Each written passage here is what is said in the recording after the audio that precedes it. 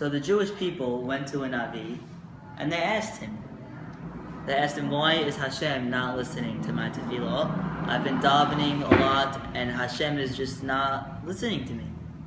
And the Navi told them, now you don't get it, but eventually, when you need it most, Hashem will give you what you need because he davened at that time. He will help you in the time of need. The Navi continues to say that Abraham fought kings and then they taught them about God. But then the kings went back to the idols. But since the Jews stayed loyal to Hashem, Hashem gave them a big zichut. Lech Lecha in a nutshell. Basically, Lech Lecha presents Avram's challenges in life. God gave him tests, and he had to try to go through them. Number one was a pretty big challenge. God commanded Avram Lech Lecha in its parsha to go. He didn't know where to go. He didn't know where to be. So he just packed up his stuff, said goodbye to his family, and left. He ended up in Eretz Canaan, in the land of Canaan. When he got to Canaan and settled there, there was a famine. Now, when there's a famine, he had to go migrate to get food. So what happened was he had to leave Canaan and again leave his hometown and this time go to a different place. The closest place he went to was Egypt. When he got to Egypt with his family and unpacked, right away the authorities took away his wife. And there's a whole midrash about how the Malach Hashem protected Sarah through the whole time.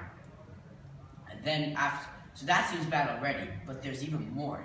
Not only did he have to leave his home once, leave his home twice, and get his wife taken away from him, his nephew Lot was taken away from him by the 4 kings during that great war. So Avram had to pack up his stuff, control an army to fight those 4 kings to get back his nephew. And by doing so and defeating the 4 kings, he was able to spread the knowledge of monotheism, one God, to all the nations out there. Now we're going to talk about the 3 connections, the 2 literary and the 1 theme connection. Now, one of the connections are, in Lech Lecha, we see Avram fight the 4 kings, that thus spreading his knowledge of God, of a monotheistic God, around all the nations, the major nations of the time. But a very big thing happened. Instead of those nations continuing to understand God, they went back to their old ways and became idols. What does this have to do with the Haftorah? The Navi says this to the Jews to show how special they are. The Jews were doubting God. The Jews were saying, God's not answering our prayers anymore. But the Navi says, wait, you know how the other nations that Avram taught and they went back to idols? You know how, remember them? Well, you guys were always loyal to God. God's going to not only reward you, but he's going to be with you to show how he appreciates you not going back onto idols.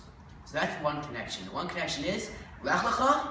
It talks about Avram spreading God's knowledge, and in the Haftorah it talks about the Navi tell the Jews, you know how Avram spread the knowledge, but the people went back. Well, you Jews did not go back, and God appreciates that big time. This is one of our literary connections from the Parsha to the Haftorah. In Lech Lecha it says, Al Tira Avram, fear not Avram. Hashem promises Avram that he protect him and reward him. Why does he promise Avram that? Because he listened to Hashem. Hashem says, Lech Lecha, go, and Avram listens, so he decides to protect him and reward him.